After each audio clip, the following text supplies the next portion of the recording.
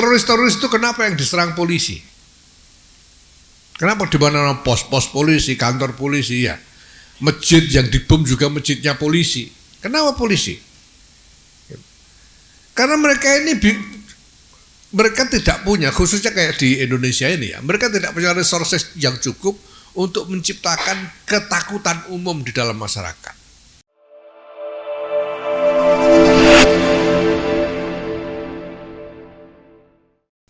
Assalamualaikum warahmatullahi wabarakatuh.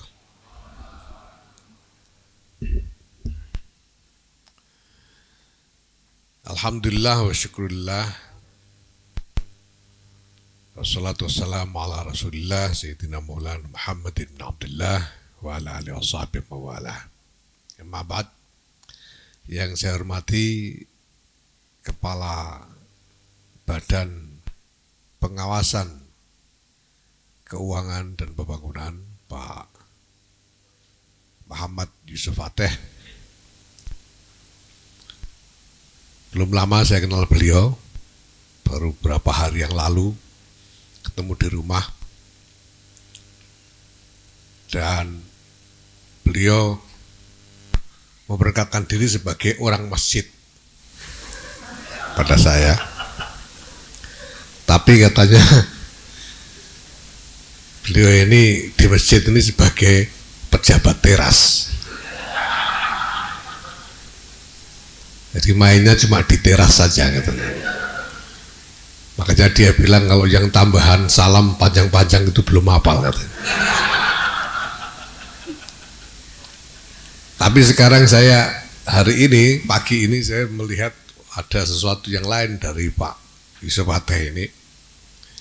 Jadi kalau saya sejak kemarin-kemarin saya bilang ada satu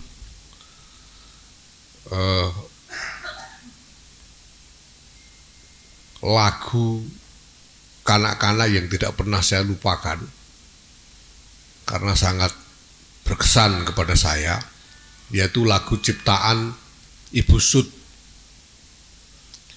yang judulnya Nenek Moyangku Orang Pelaut. Ya, karena ini menggambarkan keberanian untuk menghadapi tantangan apapun yang ada di depan kita. Menembus ombak setiap hari, menerjang badai sudah biasa. Ini nenek moyangku orang pelaut. Pagi ini saya melihat, saya jadi tahu ini lagunya Pak Yusuf ini apa, ini tahu saya. Lagunya Pak Yusuf Fateh ini karangan Pak Dal, judulnya Peramah dan Sopan. Jadi Pak, karena kita bisa lihat ini Pak Yusuf Fateh ini rajin belajar peramah dan sopan. Makanya gelarnya sampai begitu panjangnya itu karena rajin belajar beliau. Hobinya sekolah. Terima kasih. Yang saya hormati Pak Wamenkumhan, Pak Edward Omar Sarif, Pak Waka Bariskrim, terima kasih. Ya, salam saya untuk Pak Menkumham dan Pak Kapolri. Teman-teman dari jajaran PBNU, baik dari pengurus harian, Pak Amin Said Husni. Pak Amin Said ini rupanya teman lamanya Pak Yusuf Fateh. Sudah pernah kong kali kong dulu waktu. Baru sekarang tahu kalau ini kiai katanya. Dulu kelakuannya kayaknya bukan kiai gitu.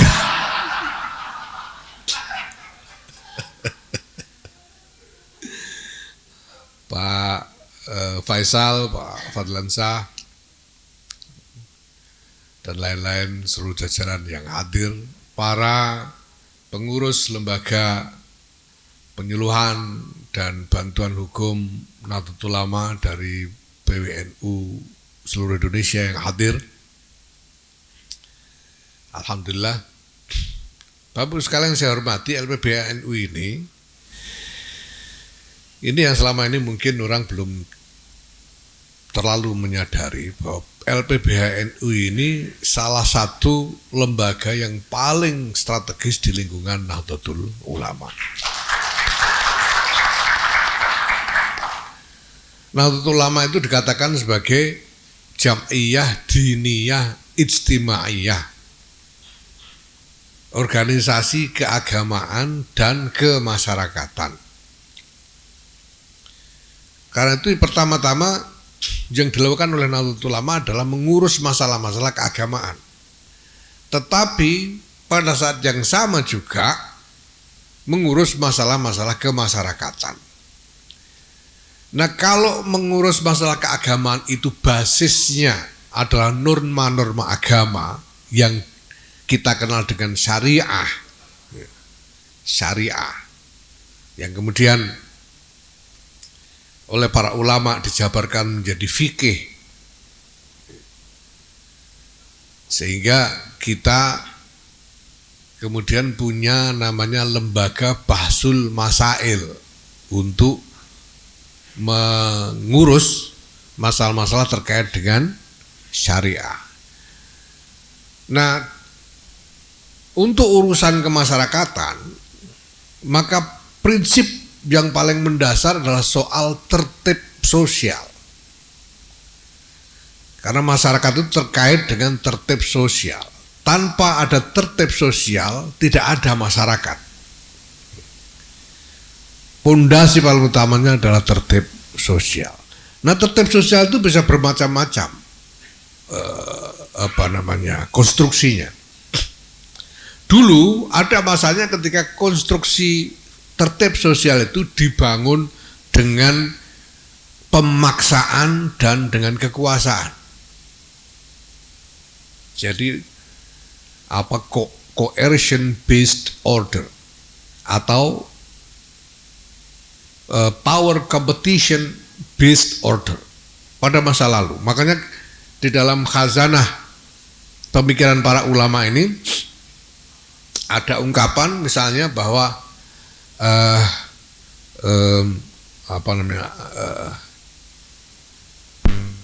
imamun fajirun fi sittina am khairun min fawda sa'atan.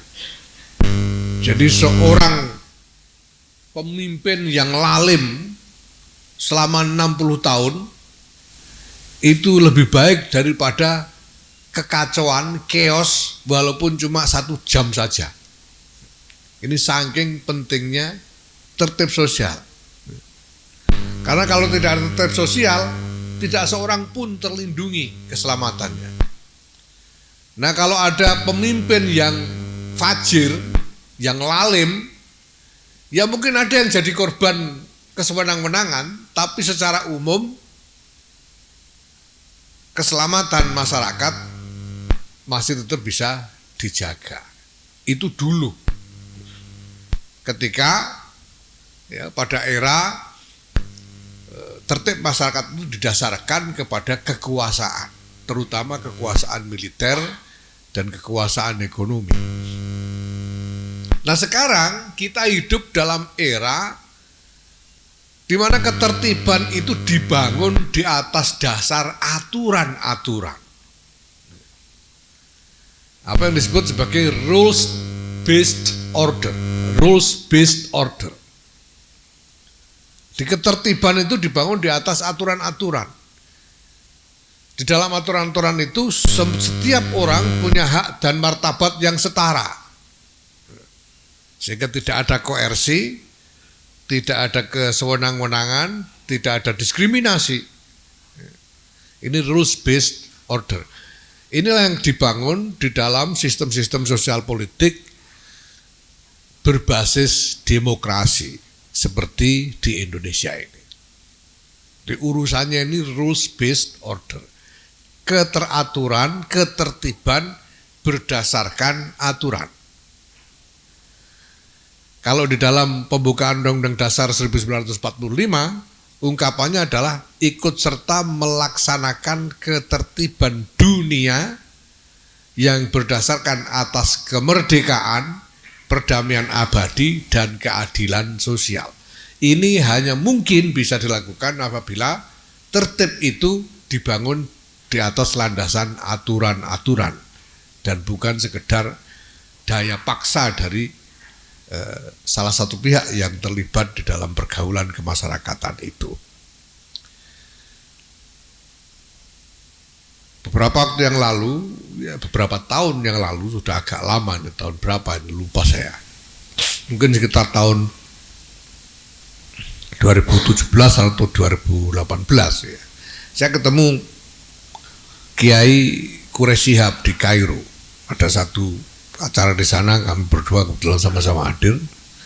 Ketemu dan ngobrol, lalu saya tanya kepada Kiai Quraisy, Yai, kewajiban untuk menaati undang-undang lalu lintas itu kewajiban syar'i atau tidak?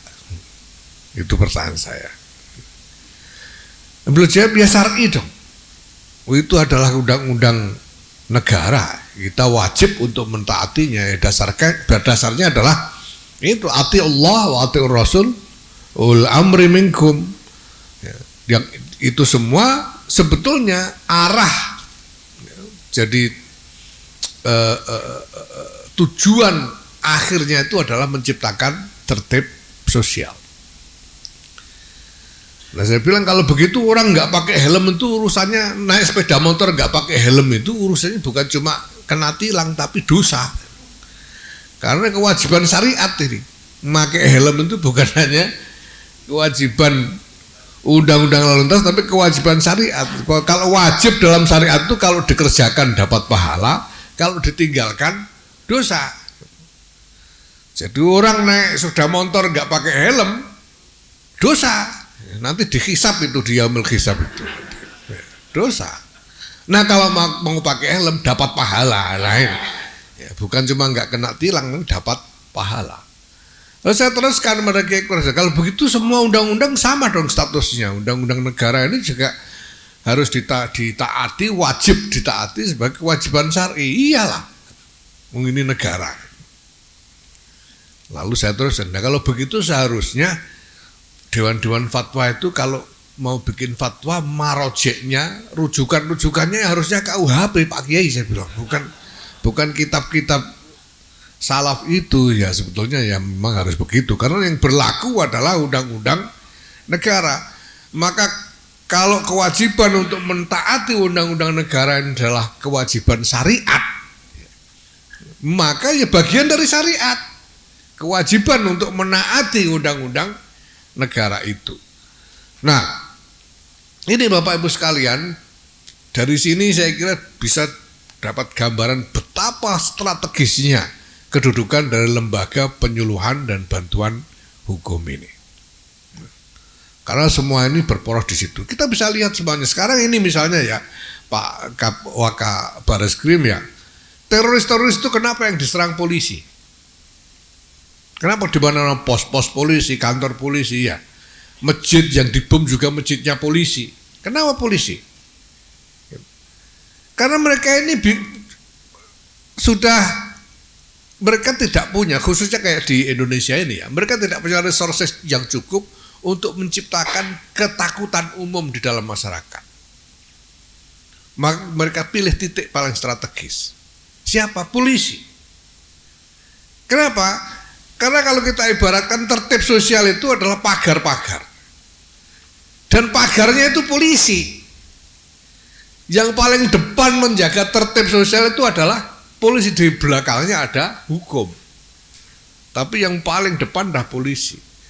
Maka yang ditakut-takuti ini polisi duluan. Jadi Pak Waka ini saya kira sudah memahami bahwa ini polisi yang diintimidasi oleh teroris itu.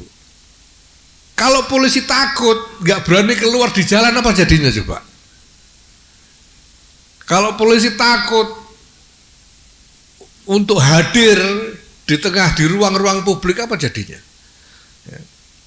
Akan terjadi kekacauan sosial, dan persis kekacauan sosial itu yang diinginkan oleh para teroris ini untuk menjadi awal dari strategi mereka meruntuhkan sistem. Ya maka sebetulnya polisi-polisi kita ini pahlawan-pahlawan.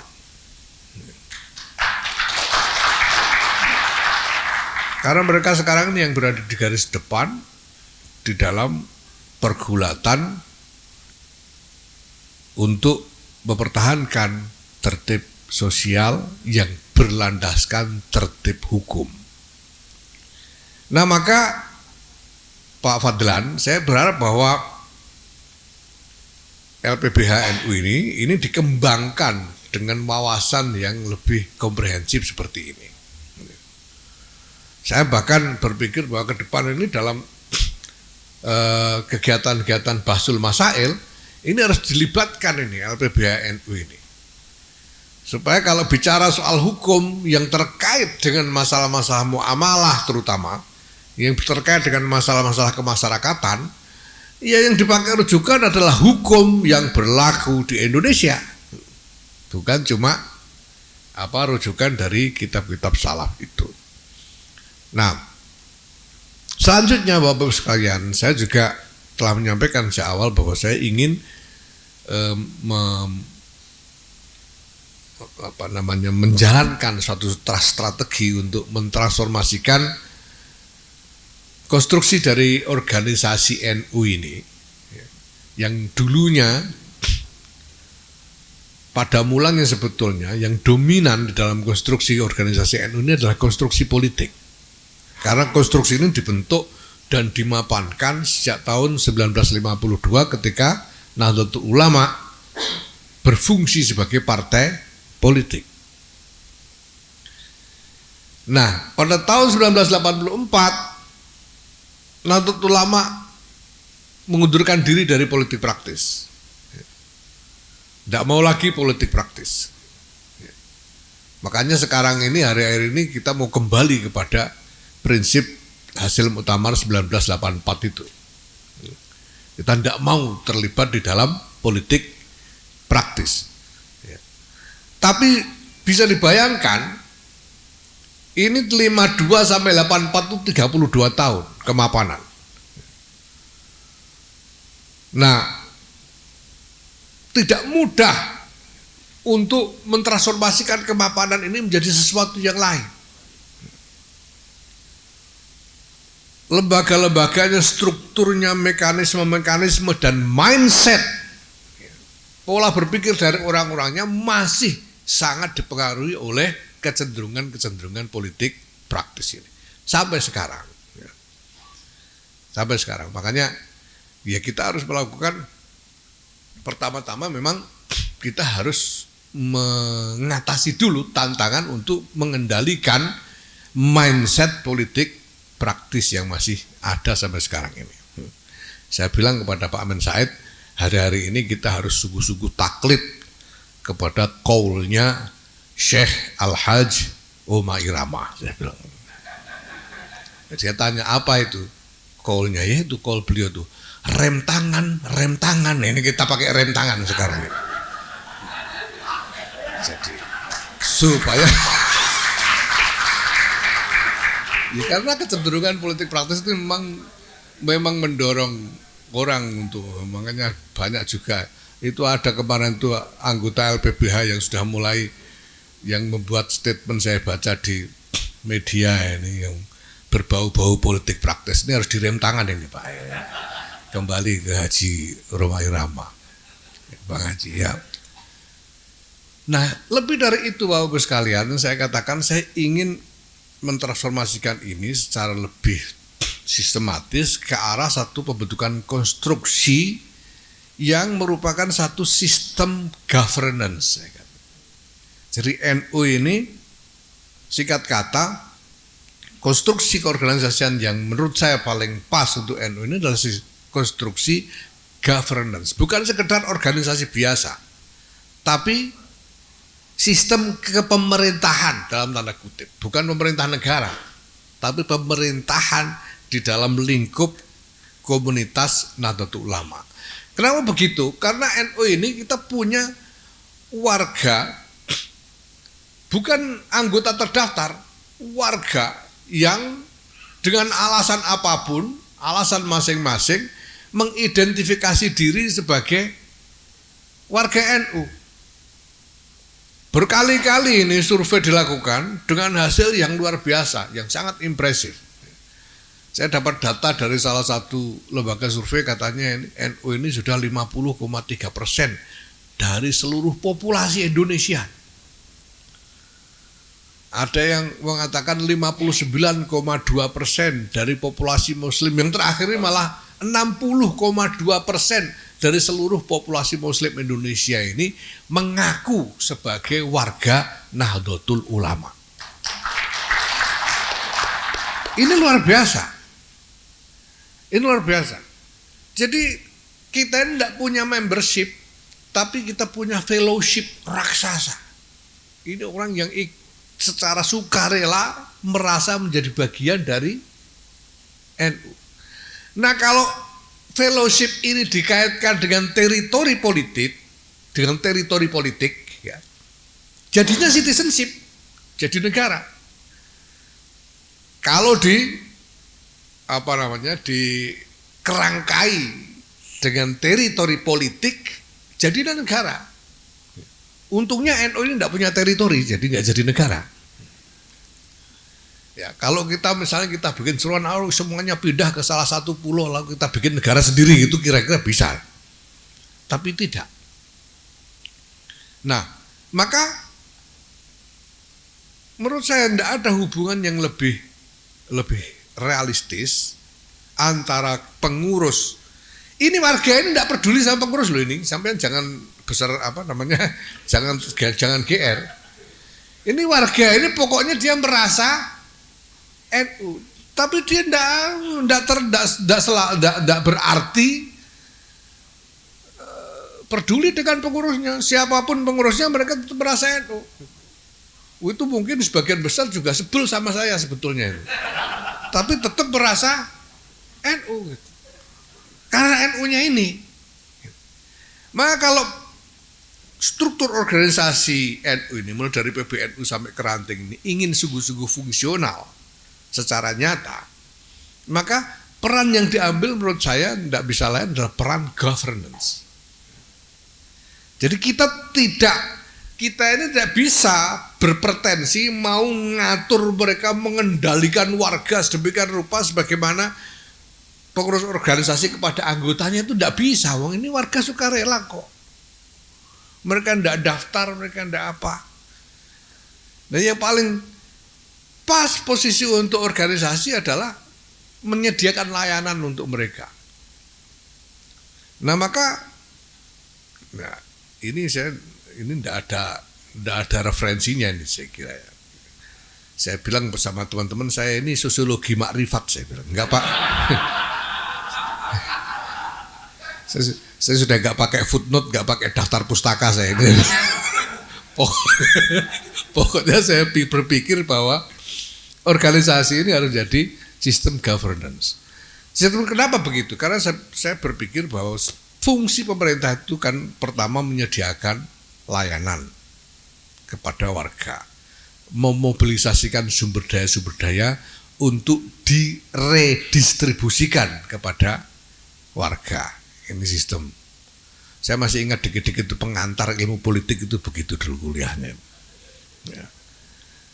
Dan ketiga itu menetapkan regulasi supaya akses sumber daya yang dikuasai oleh negara ini bisa diakses secara adil oleh masyarakat. Nah, yang keempat, menjalankan wewenang paksa fisik. Makanya punya polisi, punya tentara. Dan negara boleh melakukan paksa fisik. Nah, saya pikir yang tiga ini sebetulnya bisa dilakukan itu, menyediakan layanan untuk warga. Walaupun tidak seluruhnya, tidak seperti negara, tapi sampai kapasitas tertentu NU bisa menyediakan layanan untuk warganya. Terutama untuk hajat-hajat terkait dengan keagamaan misalnya. NU juga bisa melakukan mobilisasi sumber daya. Caratannya sekarang ini sudah dilihat, Pak Faisal sudah lapor ke Pak Yusuf ini bahwa NU ini punya sumber daya yang besar sekali, cuma belum terkonsolidasikan. Nah, padahal kita bisa memobilisasi lebih besar lagi sumber daya, tapi sumber daya ini harus diredistribusikan untuk kemaslahatan, kepentingan dari warga. Dan NU sebagai organisasi, nah ini juga bisa membuat regulasi-regulasi supaya warga bisa mengakses sumber daya ini secara adil dan transparan. Nah, inilah dasar pemikiran. Nah, NU memang tidak bisa menjalankan wewenang paksa fisik, tidak bisa. Banser itu tidak bisa dinegrikan, tidak bisa.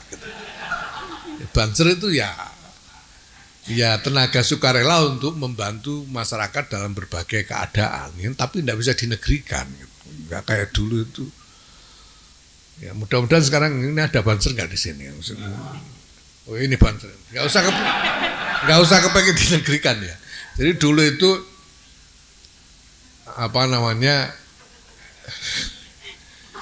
dulu itu ada Kiai Hasyim Muzadi sebelum jadi ketua umum PBNU, ini ya, sebelumnya itu dulu jadi jurukam PKB gitu. Dulu itu, lalu beliau katakan kalau PKB menang nanti presidennya PKB, gubernurnya PKB, bupatinya PKB, bansernya unsur Pak. Itu nanti kalau sudah begitu banser bisa dinegrikan nggak Pak? Katanya. Rupanya pada kepengen jadi koramil ini banser. Nah ini tidak bisa. NU tidak punya wewenang untuk menjalankan paksa fisik. Maka semuanya tetap harus di bawah kerangka aturan sistem hukum negara. Nah di sini pentingnya LPBH NU. Nah bagian yang sangat strategis dari semua ini adalah soal penataan sistem dan pengawasannya. Kalau kita mau bikin sistem governance itu seperti apa wujudnya supaya pertama sistem ini prudent gitu ya. Jadi ndak asal-asalan tapi betul-betul akuntabel ya. Betul-betul akuntabel dan diawasi dengan baik. Nah ini yang kita butuh. Dan ini pekerjaan besar. Saya bilang kepada teman-teman, kita tidak perlu berambisi untuk menyelesaikan semuanya ini sekaligus. Yang penting kita lakukan sekarang ini adalah menggulirkan proses. Kita berupaya supaya proses ini bergulir sehingga nanti berujung pada penyempurnaan terus-menerus. Jadi kalau dalam mitologi Yunani itu ada mitos tentang Sisyphus yang mendorong batu ke puncak gunung. Belum sampai ke atas batunya menggelinding lagi, belum sampai ke atas. Kita ini kebalikannya Sisyphus gitu. Kita ini mau mendorong batu dari puncak gunung karena batunya besar sekali. Bayangkan NU ini 60,2% dari seluruh populasi Muslim. Saya kira sekitar 150 juta. Gede sekali. Gede, batu yang besar sekali. Berat sekali untuk mendorong. Tapi kita tidak perlu mendorong terus-menerus, cukup kita dorong supaya sampai ke tubir, ke tebing sehingga batu ini bisa menggelinding nanti. Nah maka tanda tangan MOU ini bagian dari mendorong batu ini supaya menggelinding. Nah kalau sudah menggelinding nanti terjadi proses penyempurnaan terus-menerus sehingga kita bisa melihat nantinya, wallahu a'lam, mudah-mudahan tidak terlalu lama, terwujudnya satu kerangka konstruksi keorganisasian Nahdlatul Ulama sebagai satu sistem, national system of governance. Nah, di sini saya kira bisa dipahami kenapa saya banyak ngajak orang-orang pemerintahan di sini. Sayangnya kenalnya sama Pak Yusuf ini agak telat. Kalau kemarin-kemarin sudah saya ajak jadi pengurus ini Pak Yusuf. Walaupun belum bisa torik-torik yang di belakang pidato. Ini ada banyak, ini Pak Amin Said Husni ini 2 periode anggota DPR RI, 2 periode bupati. Makanya kenal lama sama Pak Yusuf ini. Ya. Ada Pak Fadlan Sasri ini Wamen Siska. Pada Pak Faisal ini dulu di di BPKB ditarik ke Kemenak. Ada banyak lagi. Karena saya memang kepingin ngajak teman-teman yang ngerti caranya mengelola organisasi, mengembangkan birokrasi, mengembangkan birokrasi di dalam Nahdlatul Ulama ini, dalam kepengurusan Nahdlatul Ulama sehingga menjadi satu sistem governance. Nah, ini baru tugas internal. Nah, pada saat yang sama kita juga dikejar-kejar dengan tanggung jawab eksternal yang diharapkan oleh masyarakat dilaksanakan oleh PBNU, oleh Nahdlatul Ulama ini, termasuk terkait dalam bidang hukum. Ya, maka saya setuju tadi kalau Pak Fadlansyah mengajak di dalam rakernas ini kita berpikir tentang badan legislasi nasional. Karena saya pikir mirip, walaupun NU ini masih dalam stage, dalam tahap yang sangat awal, tapi persoalannya mirip, yaitu persoalan menyempurnakan sistem. Sebetulnya negara kita ini juga punya masalah-masalah dengan sistem hukum itu sendiri masih belum sempurna. Maka kemarin ada Omnibus Law dan lain sebagainya, kan upaya untuk menyempurnakan sistem supaya sistem ini betul-betul menjadi sistem yang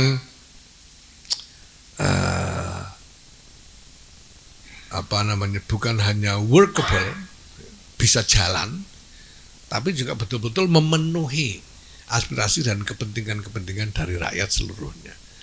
Nah, saya kira gagasan tentang badan legislasi nasional juga penting sekali, karena semuanya basisnya pada sistem hukumnya itu sendiri, pada perangkat hukumnya itu sendiri. Pak Waka ini nggak bisa kerja kalau nggak ada undang-undangnya nih, itu suruh pakai dasar apa? Nggak ada. Jadi aturannya dulu. Nah, ini saya harap nanti menjadi perhatian lebih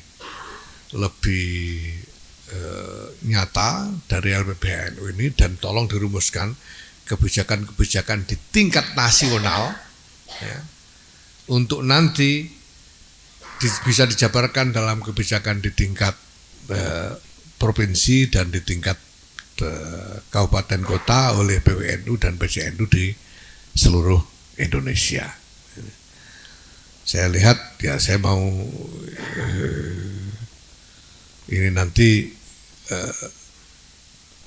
bukan hanya berhenti pada rakernas ini, tapi sudah ini saya minta ada strategi lebih lanjut untuk mengembangkan LPBH di berbagai tingkatan di dalam NU ini di seluruh Indonesia. Demikian Bapak Ibu sekalian. Nah, kalau ini saya harus pakai Pak Yusuf. Wallahul muwaffiq ila aqwamit thoriq. Wassalamualaikum warahmatullahi wabarakatuh.